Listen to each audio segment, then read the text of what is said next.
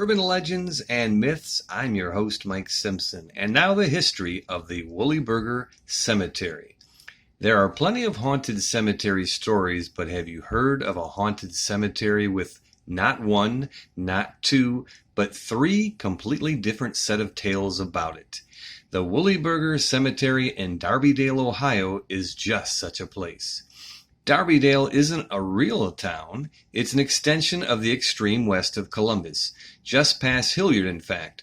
One of Hilliard's high schools is Hilliard Darby, and there is Darby Elementary.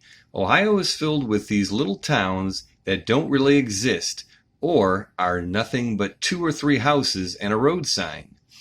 The cemetery in question is actually named the Little Pennsylvania Cemetery and is also known as the London Darbydale Cemetery. It's located on London Groveport Road, about a mile or so from Georgesville Road and the shopping centers there. However, since it's on the extreme edge of the Columbus metro area, that short distance transforms the road from normal urban travel to full rural back road. Teenagers from Hilliard and the West Side tend to vandalize the place, mostly due to the various stories, no doubt. And it's not in the best repair, but it's a fairly interesting place to visit. It's mostly family plots laid out long ago, with many of the plots bounded by decorative cement edging. The cemetery is fairly old for the area, with the first burials beginning in 1834. It's still in use, but only rarely, with most of the headstones dated in the 1930s or earlier. So why the fuss over this cemetery? The answer is that there are 3 unconnected legends surrounding it.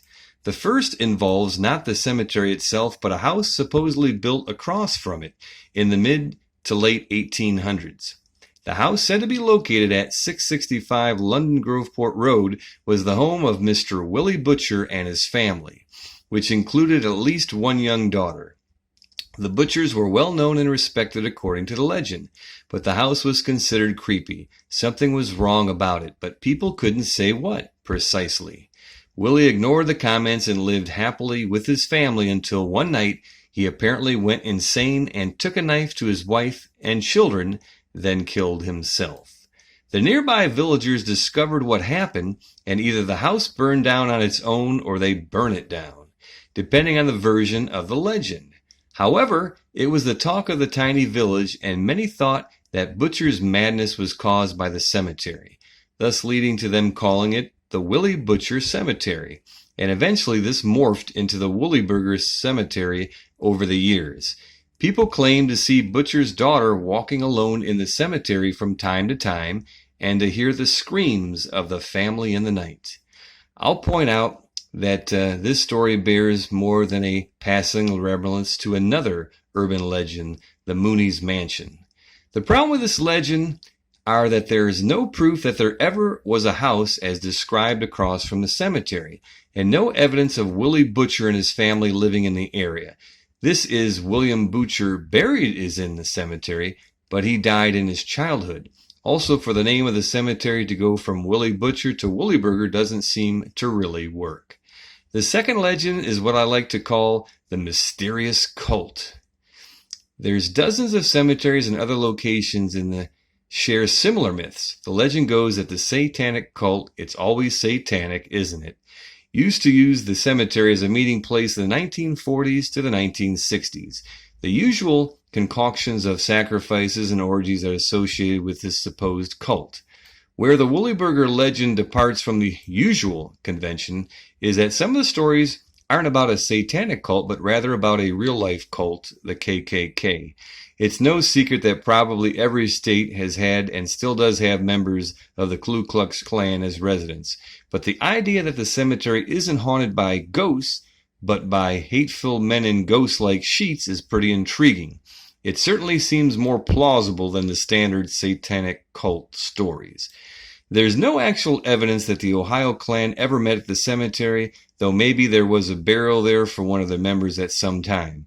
I can't say this particular legend isn't plausible, though it's highly doubtful that the Klan members use the site today for meetings.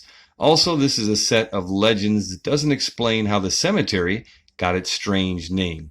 The third and final legend does give the cemetery its name and does so in the most direct way possible. It's all about a creature called the Woolly Burger. According to the stories, the Woolly Burger is a Bigfoot-like creature that inhabits the forest near the cemetery.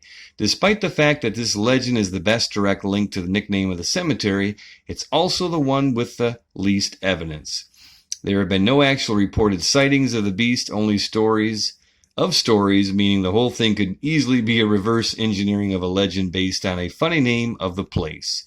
That, in and of itself, is interesting, as it shows how people will create myths to fill in the gaps left by incongruous information.